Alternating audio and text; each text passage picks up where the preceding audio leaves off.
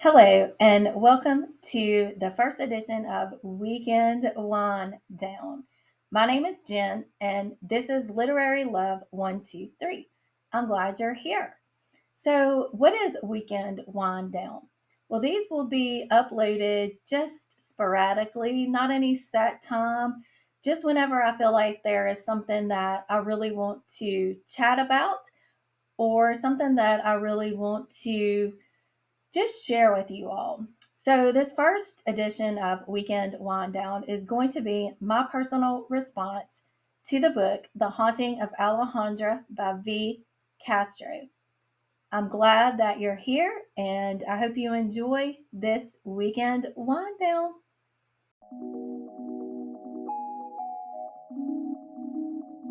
Hope you've got your wine, your coffee, your tea, your water, whatever your favorite drink is, because I want this to be like we are just sitting together face to face, chatting a little bit informally about a topic.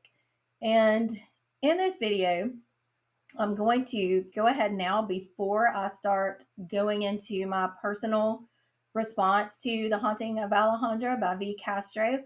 I do want to give some content and trigger warnings both for the book itself and as I'm sharing my personal reasons for feeling so drawn into this book and very much like I could be seen and validated in a lot of the experiences of our main character, Alejandra. So let me make sure that I don't miss anything. I'm going to pull up my notes. Some of these trigger and content warnings are some that I found on the website titled Trigger Warning Database. And then some are just trigger and content warnings that I felt also needed to be stated before I got into this book. So, according to the trigger warning database, the following trigger and content warnings are given for The Haunting of Alejandra: racism, ableism, sexual assault that's mentioned, parental abandonment, suicidal ideation, miscarriage, blood, injury, and gore depictions. Now, my own take on some content and trigger warnings that I feel are important to know before getting into this book or into a discussion of this book are major depressive disorder, depression, postpartum depression, intrusive thoughts, colonization, generational trauma, marital struggles, and loss of identity, as well as discussions of death. So, if any of those are particularly triggering for you, then please feel free to protect your own mental health and please don't watch. I don't want to do anything that's going to make things difficult for you. So, here we go. So, The Haunting of Alejandra is the story of course, Alejandra. And she is dealing with not only some issues in marriage and being a mother, but she's also dealing with internal struggles with her mental health. And I will go ahead and say that I gave this book 5 stars. And this is, like I said, it's going to be kind of informal, just like I'm sitting here kind of chatting to you. But I want to first talk about some of the criticisms that this book received.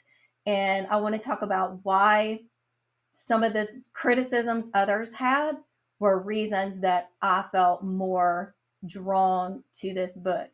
So, one of the interesting things is that we as readers, of course, we're going to interpret things differently. We're going to feel differently, obviously, about the books that we read. And one of the things that is interesting to me is reader response theory. And I'm going to give a quote now from the text Literature as Exploration, which was written by Louise Rosenblatt.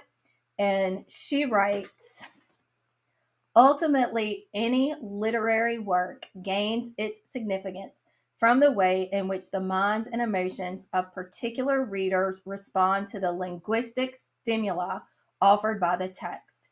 So that really speaks to this idea of a personal response and why one book works really well for some and not for others, because we're going to bring our own experiences into it. And this book, I just really felt close to the main character, Alejandra. Although there are some very clear differences. For example, she is a Mexican American woman. And so a lot of the things that she deals with, I have not dealt with. But the things that she does deal with that I related to really made me feel, again, and I don't want to be cliche and overly repeat this, but really did make me feel seen and make me feel validated. So let me now go into some of the critiques that I noticed about this book when I was going through Goodreads. So a couple of 1-star reviews. One said that the characters are painfully direct and that the writing is wooden. Now, I did not get wooden writing from this, but I will address this painfully direct. As someone who personally, I am diagnosed with major depressive disorder, and I struggle sometimes too with suicidal ideation. I did have an attempt in 2017, but through therapy and medication, I've been doing much better. You know, it's still a struggle, which is something I'll kind of talk about over the course of this video. But with all of that being said, the critique of it being painfully direct, and I'm going to give some examples from the text in a minute too. But I feel, as I said, my own personal experience, because everybody's experience with depression is different. But in my own personal experience, sometimes those thoughts that I have are very direct. They're not cleaned up, they're not subtle, they're very direct. So I felt more drawn to the character for that reason. Um, Another critique I noticed was that one person, this speaks to something a little bit different than the type of writing per se.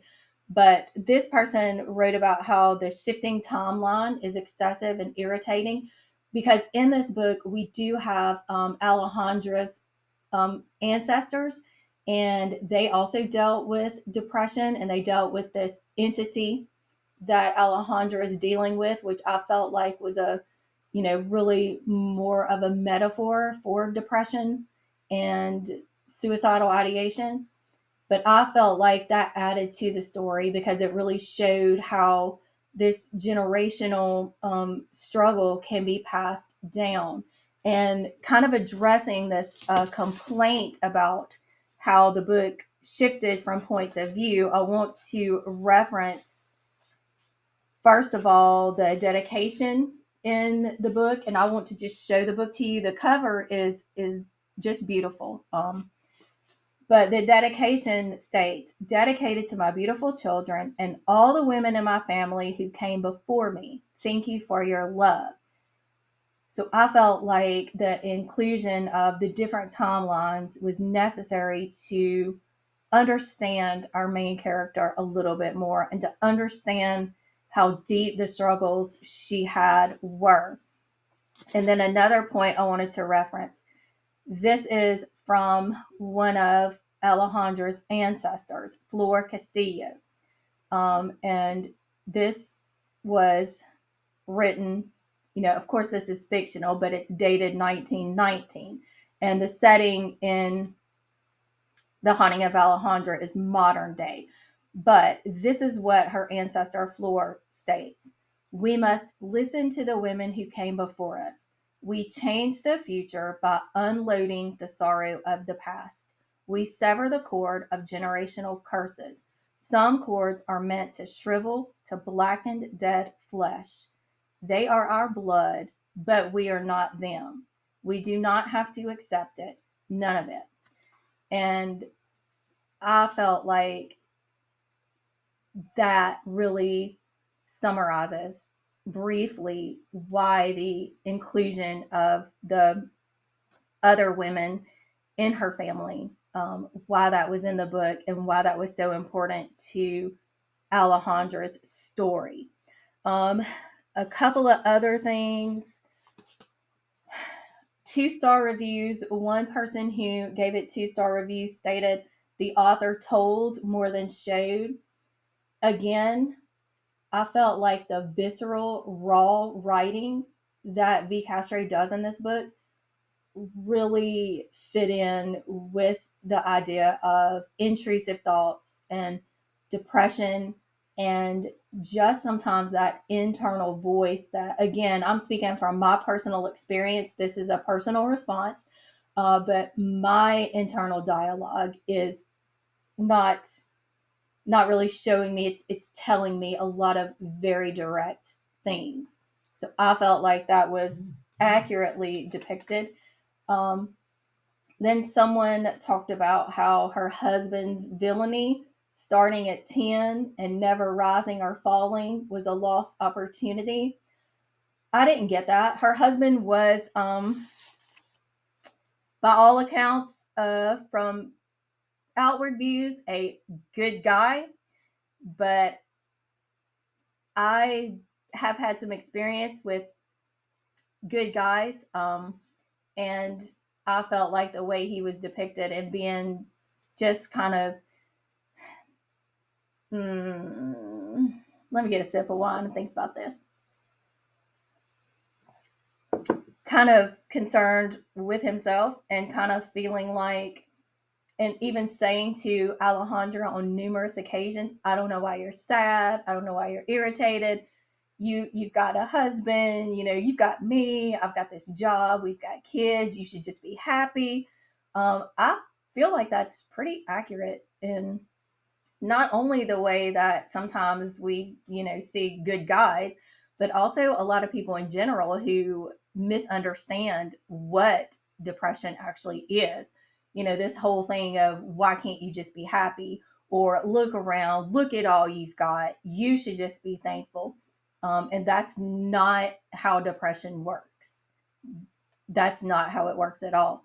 So I felt like the character of Matthew not only kind of spoke to the way that some husbands and fathers kind of see their wives as just being a wife and mother, but I also felt like it kind of overall showed the way that a lot of people view depression. So I wanted to address some of the critiques and then talk about why, for me personally, those critiques worked, and worked well.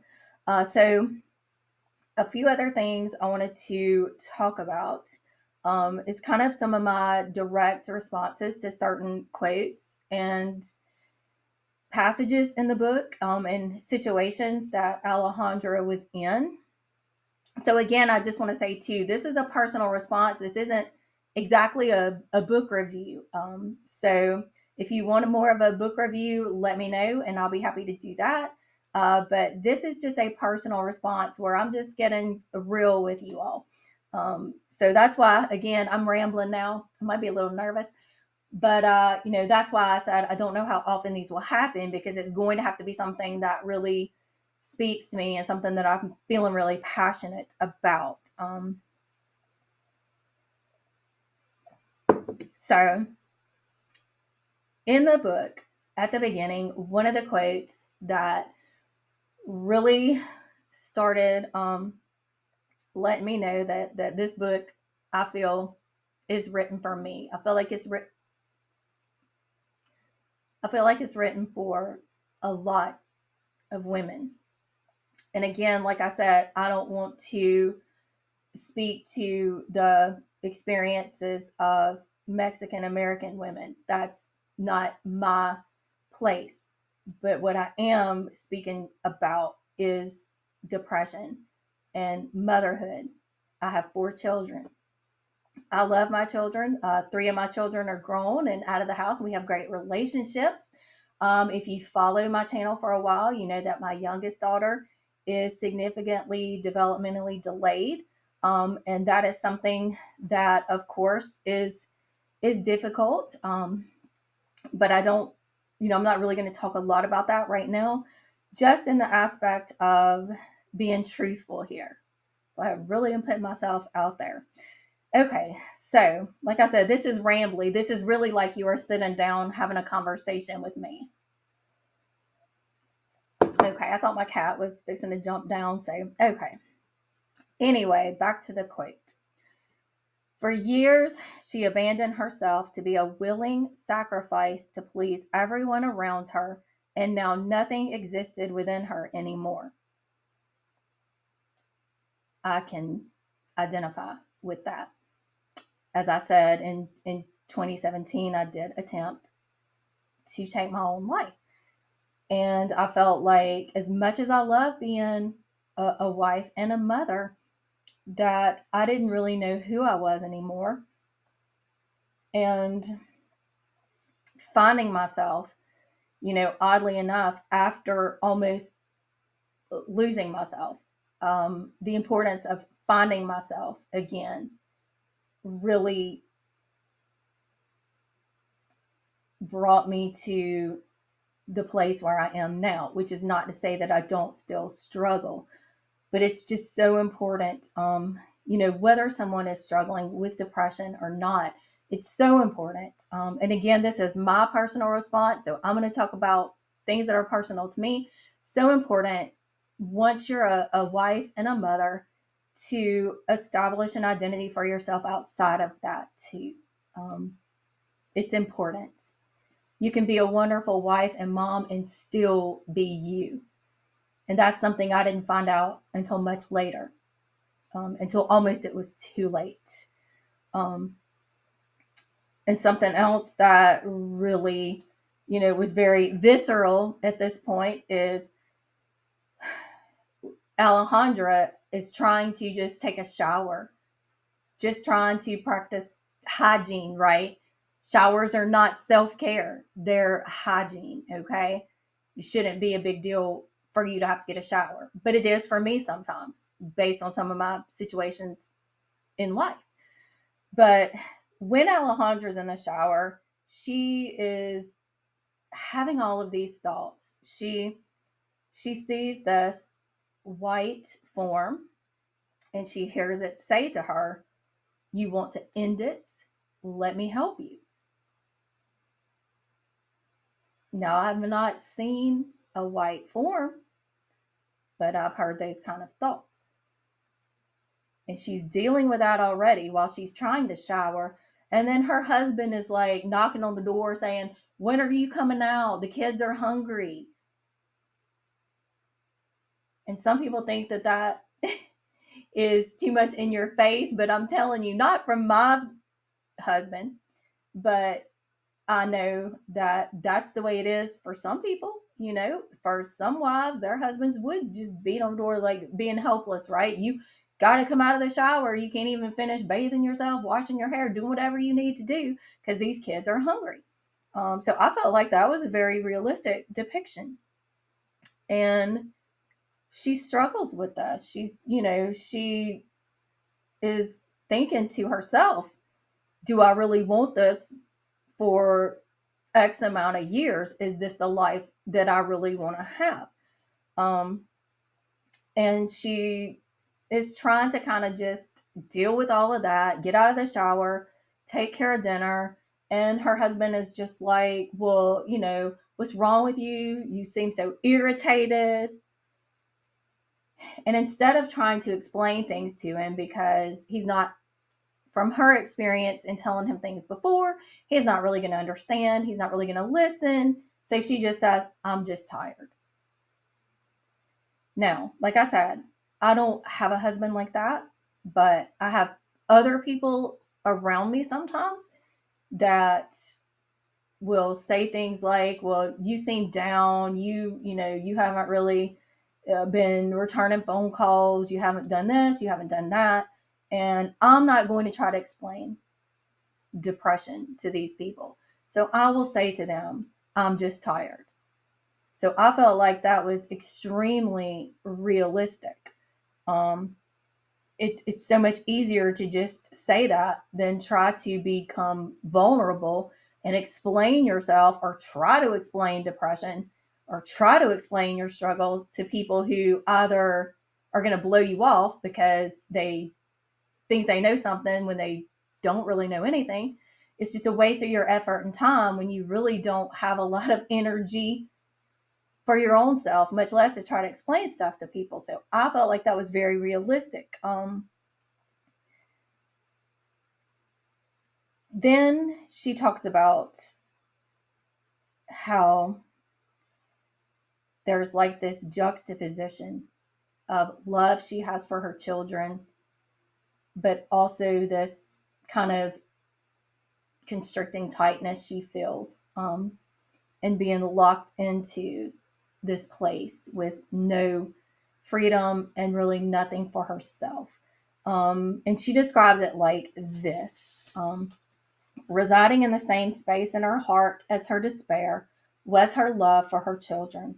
That love was a sweet blossom she held on to tightly until the thorns on its stems made her bleed. Those wounds were the stigmata of motherhood, precious and painful. Now, I get that some people might think that was, some of the critiques is that it was overly emotional, um, or in your face. But again, from my personal experience, felt like that kind of hit it right on the nose. Um, Let me get another sip here. She also talks about being in the vehicle, and I've had these thoughts before, being in a vehicle alone and just plowing into something visceral, raw in your face, but in my experience, accurate to the way that I have felt sometimes. And she even says, sometimes I feel like V. Castro had literally been in my head and pulled some direct thoughts, because after Alejandra has this thought, she says, why am I so awful? Why can't I be normal? And I felt that so many times. So many times.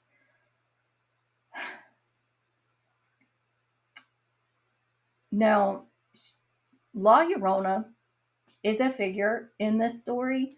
I don't really want to talk a lot about that original story, because I feel like that's a story that you can easily find. And again, this is my personal response. And La Llorona in this story is, some people did complain because they felt like it wasn't a La Llorona story like they wanted. But to me, again, I felt like a lot of the reason that V. Castro wrote La Llorona and some of these other stories in the way that she did in this book is to really just kind of take that story and some other entities to depict a symbolic form of depression and of generational trauma, and learning how to step away from that and to come into her own, which she does. Through the course of the book, she goes to therapy, and her therapist helps her to come to terms with some things in her past, and some things in her present, kind of helps her to embrace who she is as a Mexican American woman. As far as some of that goes, she was adopted when she was younger by a white family that was strict fundamentalist, Christian white family, and they did not tell Alejandra anything about her heritage. They really kind of took all of that away from her. And so she was already stripped of an identity in that way as a child. And her husband also frowned on a lot of the stories that were from her Mexican culture, and really just kind of was trying to force her into being what he wanted, what he thought she should be. And she was struggling in that way too, because it was this huge part of her that she wasn't allowed to really be able to discover. And I will say too, like this, I don't want to give, well, like I said, it's not really a review, but if you want to read this book, I don't really want to give you spoilers, but I do want to say that through all of this, that Alejandra does experience healing, that there is hope. This is very dark through most of the book, but there is a light and there is a hope. So I did want to be able to make sure that I address that. Um, I'm trying to see if there was anything else that I wanted to talk about here. I think that just about sums up what I want to say. Um, if you would like to continue the discussion of the haunting of Alejandra, let me know. If you like this video, let me know. If you don't, well, I don't know what to tell you, but this is my personal response, and I do appreciate your time. And I hope that you will read The Haunting of Alejandra by V. Castro. If you do, let me know what you think. Bye.